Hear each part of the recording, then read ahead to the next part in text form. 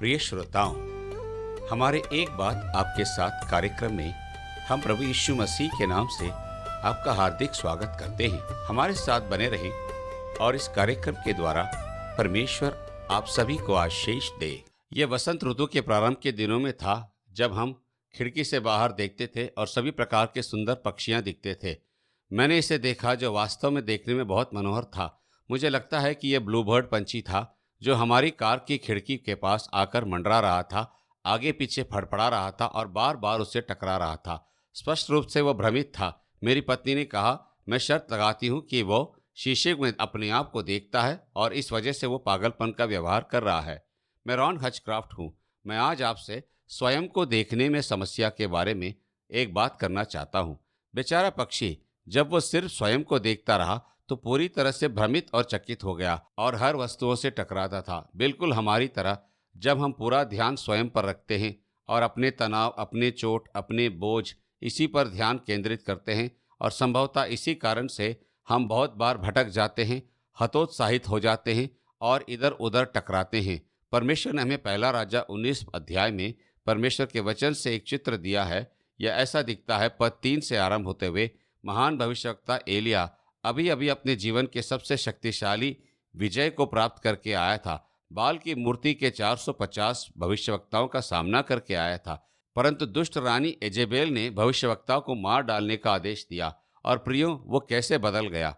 Bible बताती है कि एलिया डर गया और अपनी जान बचाने के लिए भागा और बेरशेबा से जाकर झाऊ के वृक्ष के पास जाकर बैठा और प्रार्थना करने लगा कि वो मर जाए। क्या इतना बलवान आत्मिक अगुआ इतनी सहजता से इतने नीचे कैसे गिर सकता है? वह परमेश्वर से जो कहता है कि उसका अंश क्या है। सेनाओं का यहोवा परमेश्वर के निमित्त मुझे बड़ी जलन है, क्योंकि इस्राएलियों ने तेरी वाचा टाल दी है, तेरे वेदियों को गिरा दिया और तेरे नबियों को तलवार से घात किया। और मैं, हाँ, अकेला मैं ही रह गया हूँ। वे मेरे प्राण के भी खोजी हैं। क्या आपने देखा? अचानक सब कुछ मैं और मेरे में बदल गया।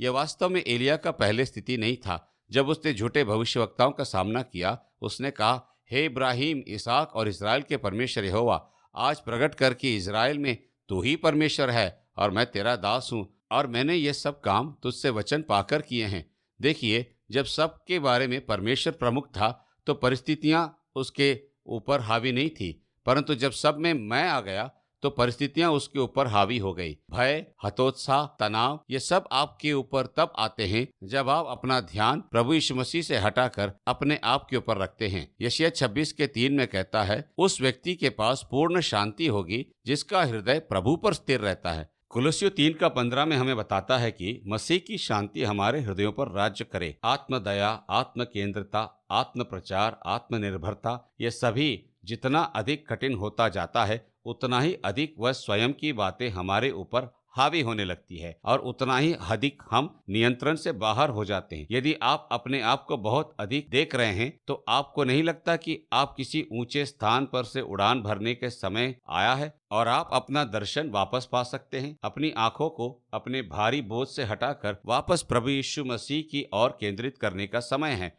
आप अपनी आंखें यीशु की ओर फेर दें, उसके अद्भुत चेहरे को पूर्ण रूप से देखें और पृथ्वी की सारी बातें उसकी स्वर्गीय महिमा और अनुग्रह के प्रकाश में धुंधली हो जाएगी। क्या आप उसके साथ एक व्यक्तिगत संबंध आरंभ करेंगे? उसके प्रेम का अनुभव करेंगे जिस कारणवश वो आपके लिए क्रूस पर मारा गया? आप आज उसके साथ संबंध प्रारंभ कर सकते हैं। फिर कभी भी उस भटके हुए स्थिति में आपको रहना नहीं पड़ेगा। हमारी वेबसाइट आपको ये दिखाने के लिए है कि कैसे anewstory.com, क्योंकि उसने ये प्रतिज्ञा की है, मैं तुम्हें कभी नहीं छोड़ूंगा, मैं तुम्हें कभी नहीं त्यागूंगा।